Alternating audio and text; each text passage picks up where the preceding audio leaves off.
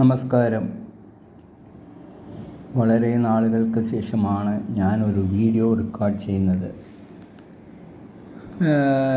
Abraham Lincoln പറഞ്ഞ മാതിരി when the time comes I will show my performance.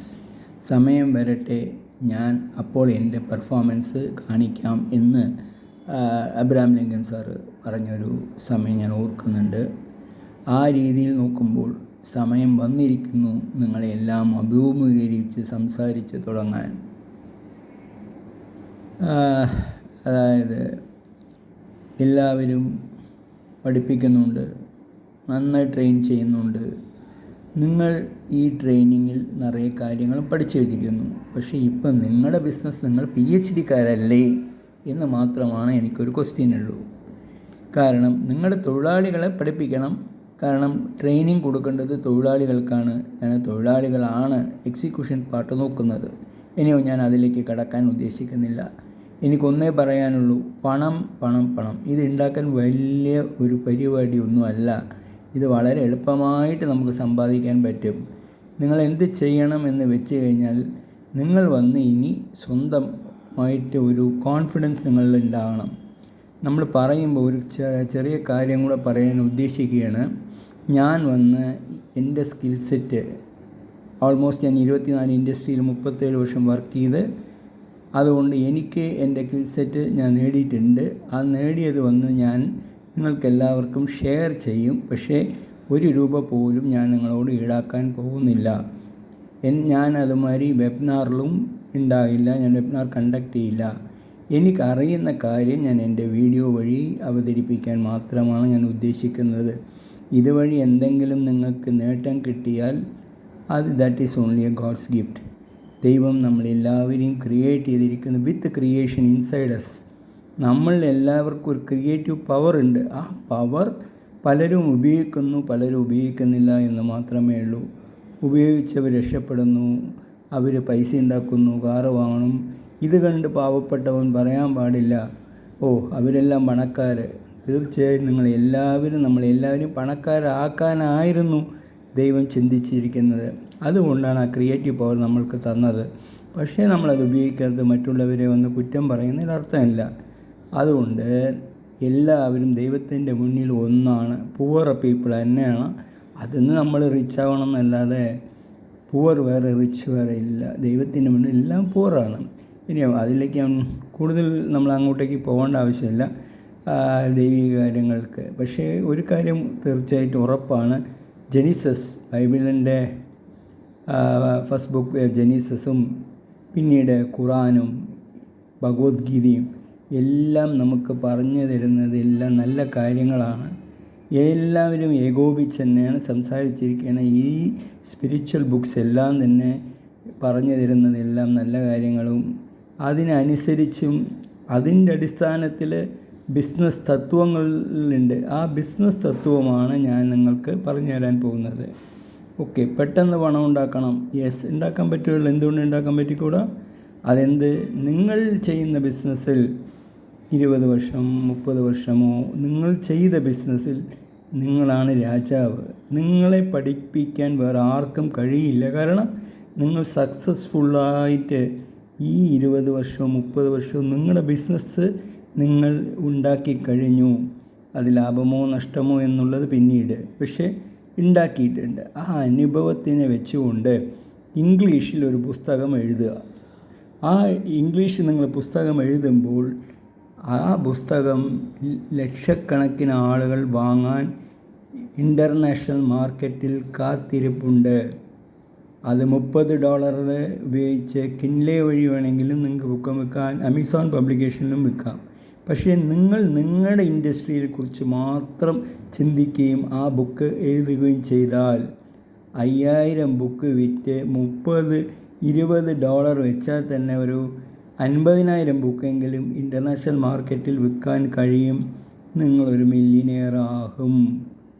വേറെ ഒന്നും നിങ്ങൾ ചിന്തിക്കേണ്ട. നിങ്ങൾക്കുള്ള എക്സ്പീരിയൻസ് വെച്ച് നിങ്ങളുടെ ഇൻഡസ്ട്രിയിൽ ഒരു പുസ്തകം എഴുതുക. അത് മാത്രം നിങ്ങൾ ചെയ്താൽ മതി.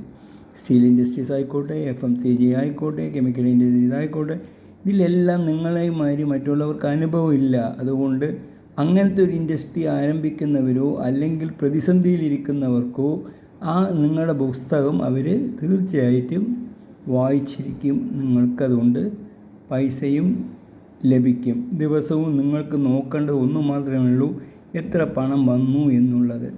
ഓക്കെ, ഇപ്പം നിങ്ങൾക്ക് പുസ്തകം വിറ്റു, നിങ്ങൾക്കും ഒരു സൂപ്പർ സ്റ്റാർ ആയിക്കഴിഞ്ഞു. ഇനി നിങ്ങളെ ഫോളോ ചെയ്യാൻ നിരവധി പേരുണ്ട്. അത് നിങ്ങളുടെ യൂട്യൂബ് വീഡിയോസിൽ കൂടെ നിങ്ങൾ പറഞ്ഞ് മനസ്സിലാക്കുക. ആ ഇൻഡസ്ട്രിയെക്കുറിച്ചുള്ള നിങ്ങളുടെ അനുഭവ കഥകളും. അപ്പോൾ നിങ്ങൾക്കൊരു സ്റ്റോറി ഉണ്ടാക്കണം.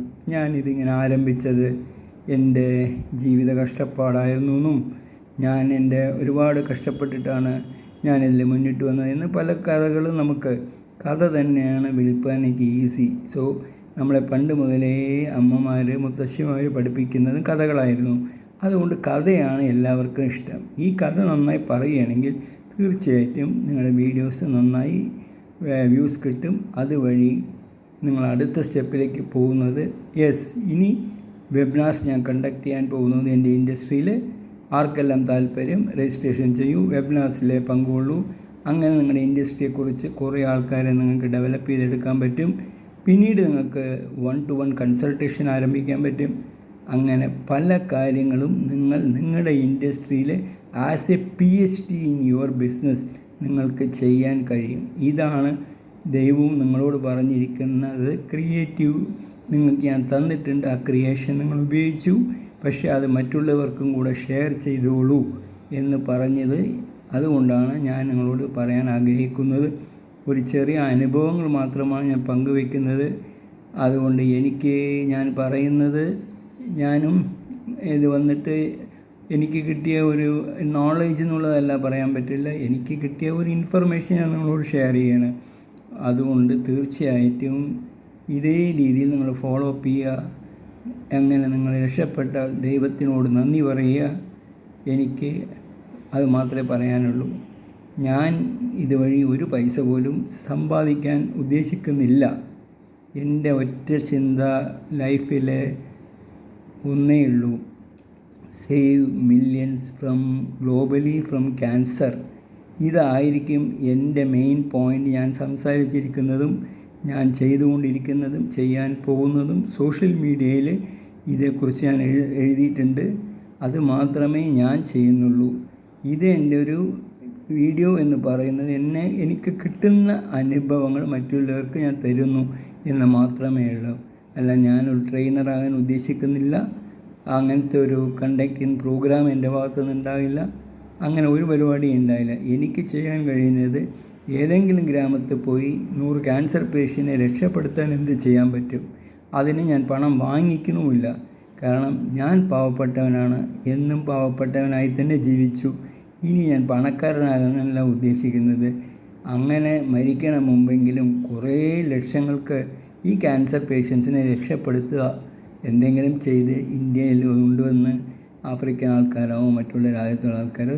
നമുക്കിവിടെ വളരെ എല്ലാവിധ സൗകര്യങ്ങളുള്ളപ്പോൾ എന്തുകൊണ്ടാണ് വേൾഡിലെ മറ്റുള്ള സ്ഥലത്ത് കഷ്ടപ്പെടുന്ന ക്യാൻസർ പേഷ്യൻസിനെ കൊണ്ടുവന്ന് ഇവിടെ ശുശ്രൂഷിച്ചുകൂടാ? അത് മാത്രമേ ഉള്ളൂ. അത് ഞാൻ ഡൊണേഷൻ വാങ്ങുന്നതോ ആ പരിപാടിയൊന്നുമില്ല എനിക്ക്. എല്ലാവരും ജസ്റ്റ് ഒരു കണക്ഷൻ മാത്രം അങ്ങോട്ടും ഇങ്ങോട്ടും കണക്ട് ചെയ്യും. അവർ വരും, അവർ ഡോക്ടറെ കാണും, എല്ലാം നോക്കും. അത്ര മാത്രമേ ഉള്ളൂ. അതുകൊണ്ട് ഞാനിപ്പോൾ ഈ വിവരം മാത്രമേ എനിക്ക് പറയാനുള്ളൂ. Can save millions globally from cancer. ഇതല്ലാതെ എനിക്ക് വേറെ ഒരു ഇൻട്രസ്റ്റും ഇല്ല. ബാക്കി പറഞ്ഞതെല്ലാം നിങ്ങൾക്ക് വേണ്ടിയുള്ള ചെറിയ എൻ്റെ അഡ്വൈസ് മാത്രമാണ്. അത് ദയവ് ചെയ്ത് നിങ്ങൾ ഉപയോഗിക്കുക എന്ന് മാത്രമേ പറയാനുള്ളൂ. Thank you.